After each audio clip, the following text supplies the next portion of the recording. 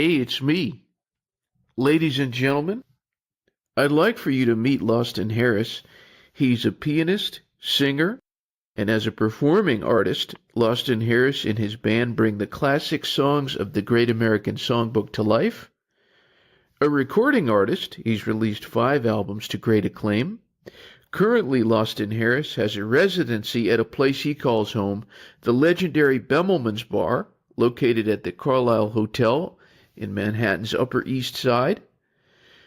Michael Feinstein, who is known as the ambassador of the American Songbook, had this to say: "The innate and dazzling talent of Loston is a beacon of quality in a cacophonous world. He is contemporary, stylish, joyful, powerful, soulful, and an immensely satisfying musician. Simply put, his music is a combination of humanity and genius." Loston Harris, it's a great pleasure. How are you, sir? Hi, thanks so much for having me. It's an honor to be with you all today, and I'm just having a ball. We're back in season at the Carlisle, and I hope to see many familiar faces every Tuesday night through Saturday night at Bemelman's Bar, as we always do. And it's just a joy after 18 years to be considered worthy of being there. So it's an honor, and bringing so much joy to this cacophonous world. That yeah, it's really a joy. Now, tell me about that quote. How did that come to be? And what did it feel like when you saw Michael Feinstein had said that about you? It's quite the praise, you know? Well, I mean, he's been a friend for many years. We met in Los Angeles. I believe I was at Catalina's when the old Catalina's before it was on Sunset. And, we've just been friends and, musical, just kindred spirits, so to speak. And just always talked about music. And I was on tour with Wynton Marsalis and these different people. And, we're just kindred spirits. And the music brings us all together. So that's where we connect. It's a beautiful experience when you get to share that with so many people and bring joy. Yeah, so much joy to people. It makes me very, very happy, very satisfied to see people smile and cheer, and that's why I do what I do. Could you describe the typical person, or is there even a typical person who comes out to see you at Bemelman's Bar?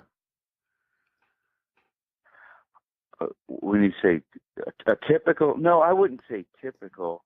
I would say that there's regulars who, fans who are come there quite frequently, and then there's just tourists who just want to see the Carlisle because it's the Carlisle, of course. It's an institution, but I have some real fans that they come specifically just because I'm there, and they tell me, they write me letters and say, how much joy I bring to them, and I might have someone that says they had a really bad day and can you play this song to cheer them up? And so I play that song and it cheers them up. I mean, I just bring joy to so many people, and it's a different experience every night. It's wonderful.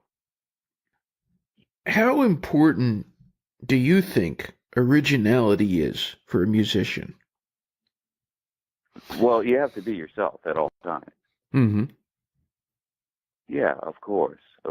I focus on the Great American Songbook and George Gershwin and Cole Porter, Rodgers and Hart, the Great American Songbook. And I think the originality is how do you bring your spirit into that and make it original?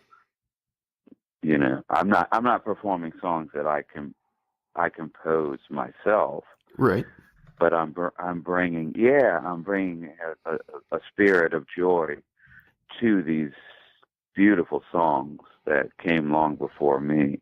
So kind of keeping that tradition alive is how I'd explain it. Why the American Songbook in this age? What about it resonates in your soul? Because it brings me joy. When I listen to it, I get joy, and when I perform it, it brings me joy. So I just translate that, and I believe that the audience feels that, and it resonates. Yeah. If it wasn't true or honest, I don't think it. Yeah, I don't think it would resonate as well.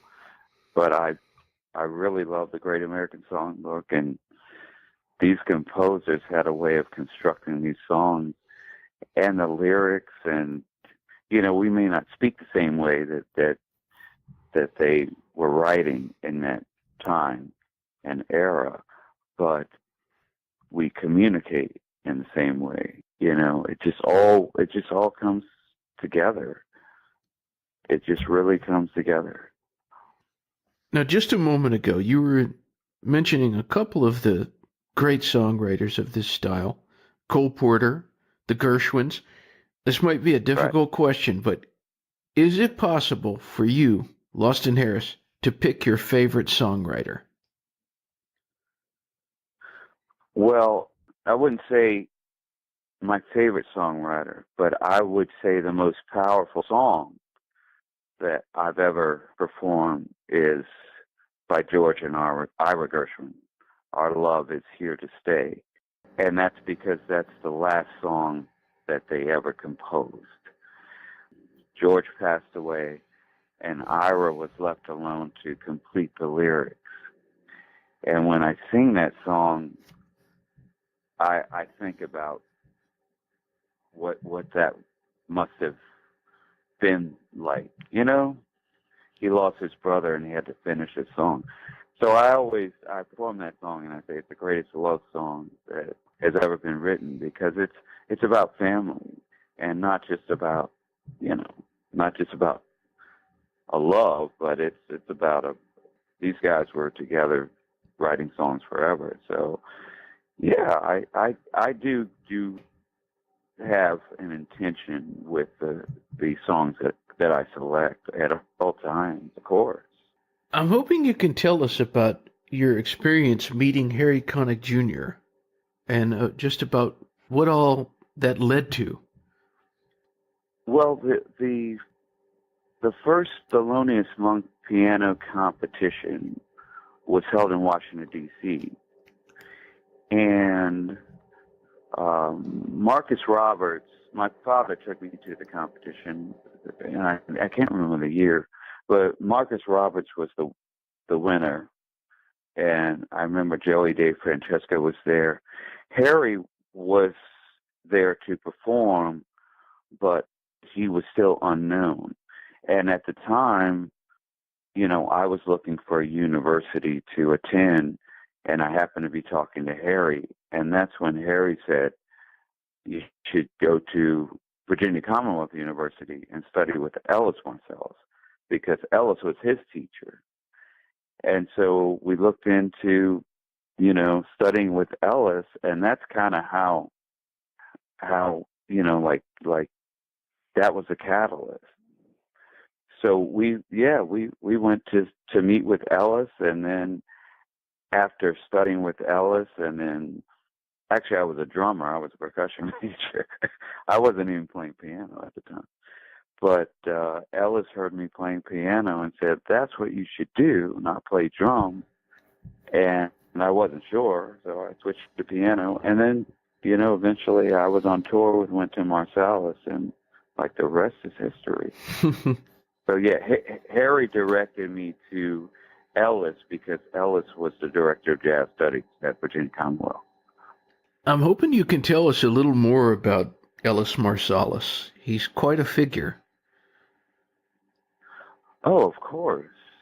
Yeah, he would stay after class with me and work with me, and just his patience and his ability to, to just know what's right and what's wrong, and to be able to direct you and to make you into the musician that you are. It's like, yeah, he gave me so much information and so much patience and so much time. I would say the element is time that he spent with helping me to understand what I was doing wrong, what I was doing right, or do this or do that. It's amazing, that someone can have that much patience. He was, yeah, he still is, my hero, as Winton as well. What would you say was the greatest lesson you learned from Ellis Marsalis? Practice, practice, practice. That's what you got to do, Or in the jazz world, we call it shed. You got to shed. You got to work. You have to practice. You have to, Ellis said it doesn't come through osmosis. He did. Yeah. You got to work at this. This is not easy. Not at all. I'm hoping you can tell us about some of the musicians you performed with that impressed you the most. Oh, wow. Well, of course, Winton, Marsalis, and let's see. God, there's so many. James Moody, and I've performed. Wow, there's so many. And the list goes on. Paul McCartney, are you kidding? Yeah, it's a long list, but I would say that Wynton Marsalis was, the foundation of because he was able to sit down and kind of analyze like what was right, what was wrong, and kind of direct and construct and put you in the right direction. And once that happened, then you were ready to go anywhere. But I can, at this point, I can perform with anyone in the world, Yeah, of course. What is Winton like, just on a personal level? Patient, very patient, and it's like the best teacher anyone could ever have. Just an amazing musician, and he'll tell you when you're right, and he'll tell you when you're wrong, and that's what you need. Yeah, that's how you grow. That's what it takes. Amazing, amazing humanitarian and musician, and it just goes on and on. You really got my curiosity up, and I read this in your bio about the Sir Paul McCartney experience. What was that like? Was it nerve-wracking, or were you calm? Tell us that story. Oh, totally calm. Yeah, I know Sir Paul came in, and we were sitting down and we were talking, having a conversation, and we were talking, and I remember that he said, Lawson, when I heard your music, that's when we met. Like, because I never met him before, because I was like, we were talking like friends. Mm-hmm. And I was like, how do we know each other? He said, when I heard your music, that's when we met. And that's what I remember the most, is that it was the music that connected us. But we had never met before, but the music connected us. What did you think about him singing a standard like that? Amazing. Yeah, amazing. He didn't want to do it. Of course not. I mean, it's not why he was there, but the fact that he gave the time to do it, it was just amazing. That's just the generosity of someone like that who, he doesn't have to do anything he doesn't want to do. But that was the most beautiful experience, that one of the most beautiful experiences I've ever had at the Carlyle. And that only happened at the Carlyle. So I encourage people to come, because you never know what you're going to see. Yeah. I didn't even know he was coming. I didn't know he was going to be there. Yeah. So imagine that. Truly a magical place. Yeah. Did, And there's a new documentary film that will be on Stars Network. It's called Always at the Carlyle. So I encourage people to watch the documentary film, but it kind of documents all of these experiences, all of us. It took us 4 years to make it, but it's available now on DVD, and it'll be on Stars Network soon. So please check that out. I watched it not that long ago. What did you think of it, the documentary? Well, I was just thrilled to be a part of it, first of all, but I think it's hard to cover everything. That's you can't get everybody involved in it, and I'm just so honored to be included in it. Are you kidding me? Yeah, that's I think it's beautiful. It's wonderful, and to get everybody together and at the same time is that's hard to do. Well, being that the Carlisle is a place where absolutely anything can happen, absolutely anybody can walk through a door, and you just never know. Someone might be popping in and they might want to sing a song with you or whatever. And we were mentioning a few artists, but who would you like to perform with that you haven't yet? Who would it be a dream come true to sing or play with? Oh, wow. That's a tough one. I mean, I'm obviously Tony Bennett would be my first, but a duet with Freddie Cole, next year marks the centennial of Nat King Cole's March 17th. He would have been 100 years old. So to do a duet with Freddie Cole would be awesome. But yeah, that's a long list. Freddie Cole, have you ever met him? Oh, we're very good friends. Yeah. He's super nice. Yeah. Yeah. We're very good friends. That'd be very cool if you all got to work together. Yeah, wouldn't that be cool? Yeah. So I'm talking to my agent, try to put that together. That'd be great. And Tony, if you're listening. Yeah, Tony. Yeah, Tony's amazing, And I'm friends with his daughter, Antonia. So it's like it's like my mom says. She goes, "You guys have this subculture." She calls it a subculture.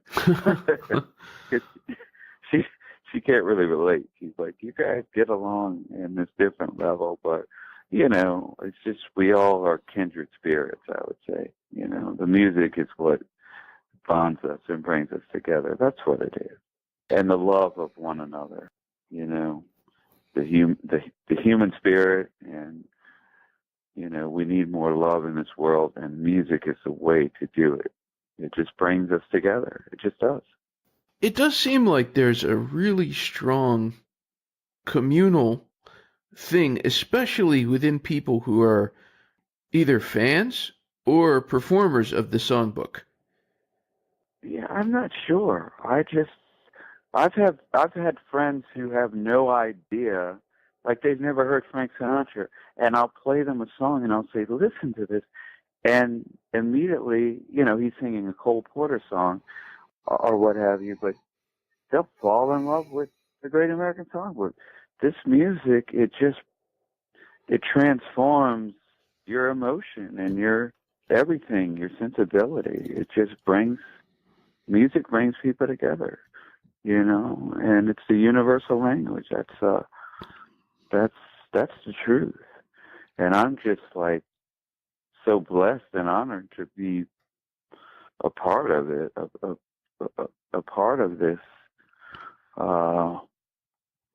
this experience.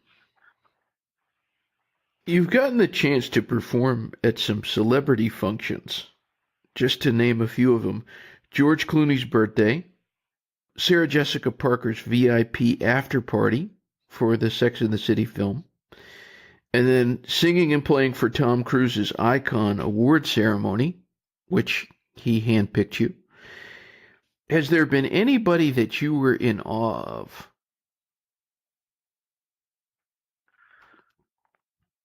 Well, I mean, I'm in awe of everyone who does their job with excellence.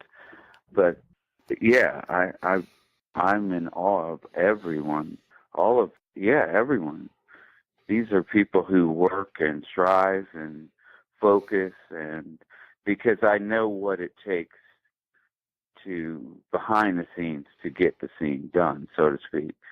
And a lot of people don't see that. So yeah, I think it's a mutual respect and admiration of one another. I would say I'm in awe of everyone that I meet. How would Loston Harris define good music? If it makes you tap your toes, or it makes you cry, or it makes you feel something.